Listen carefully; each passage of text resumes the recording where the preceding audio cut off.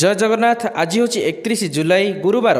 आसतु आज राशिफल उपर नजर पकाइबा। वीडियो देखा पूर्व वीडियो को लाइक कर चैनल को सब्सक्राइब करदे। परिवार में अଯଥା सन्देह और भूल बुझाणा जनित मत पार्थक्यर आशंका रही। अश्विनी नक्षत्र सकाशे अति भल संपर्क रही बंधुओं दुखद परिस्थिति मन छटपट हो। हाथ मुठार सुजोग खसीजार आशंका को एड़े दिजाव ना। व्यवसाय प्रकाशन प्रशासन गवेषणा क्षेत्र में शुभफल पाइबे। वृष बंधुओं परोक्ष विरोध काम समस्या सृष्टि करें।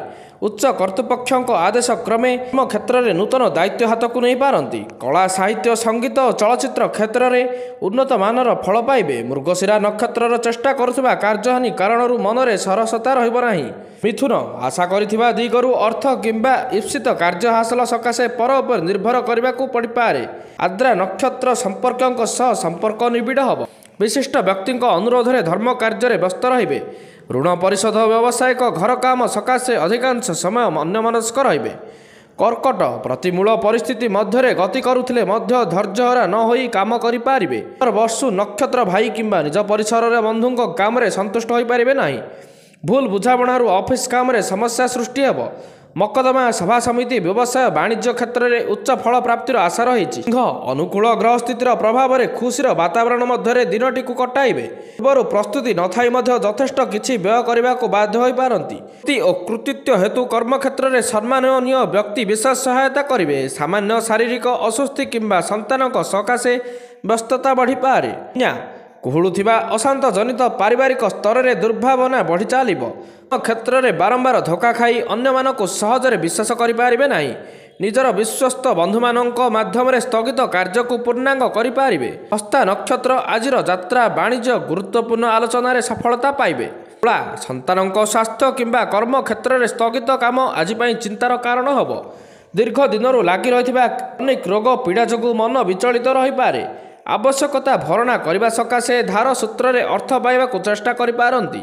विशाखा नक्षत्र बंधुओं परामर्श में कौन नूतन कार्यारंभ करेंगे। अच्छा विशिष्ट व्यक्ति संग लाभर आनुष्ठानिक काम सम्मानित हेबे। आज जहाँ करने को मनस्थ करिसेंती ताहा बिना बाधा विघ्न समापन हेब। नक्षत्र पारिवारिक अस्थिरता कारण सायाने मन भल न रही पारे। कर्मक्षेत्र में स्थगित काम पदाधिकारी को कैफत देवाक पड़ पारे। प्रिय सत्य भाषण जनित अन्य चक्षुशूल होवार आशंका रही। उत्तराषाढ़ा नक्षत्र आकस्मिक भाव में दूरयात्रा प्रस्तुत होगाक पड़ पारे। कौन सी आगंतुक तर्क जनित सकाळु सकाळु मनटा बिगिड़ जबार सूचना रही। पारिवारिक स्तर में स्त्री चिड़ा स्वभाव क्षुब्ध हो पारती। मकर कर्मक्षेत्र में गुजब मानसिक स्थिति को दोहलाइदेव। बंधु मान कार्यकलाप को नहीं घटना गुड़ी अस्वाभाविक भाव चिंता करेंगे।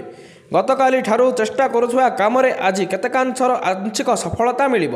नक्षत्र जनहितकर कार्य निजक लिप्त रखी प्रशंसित हो पारती। कुंभ प्रशासनिक स्तर में गुरुत्वपूर्ण विषय नहीं बंधुओं सह आलोचना करें। कर्मक्षेत्र में भूल खबर पाई विव्रत होगाक पड़ पारे। परिवार बारंबार तागिद जनित स्वास्थ्य में उन्नति परिलक्षित होबार अनुभव करेंगे। दूरयात्रा परिभ्रमण किंबा देवार्चना अनुकूल परिवेश सृष्टि हो। जेते प्रकार चेष्टा कले परिस्थिति न बदलू मानसिक स्थिति भल रहा। इच्छा नथिले परिस्थिति को सामना करने को जाई बंधुओं द्वारस्थ होगाक पड़ो।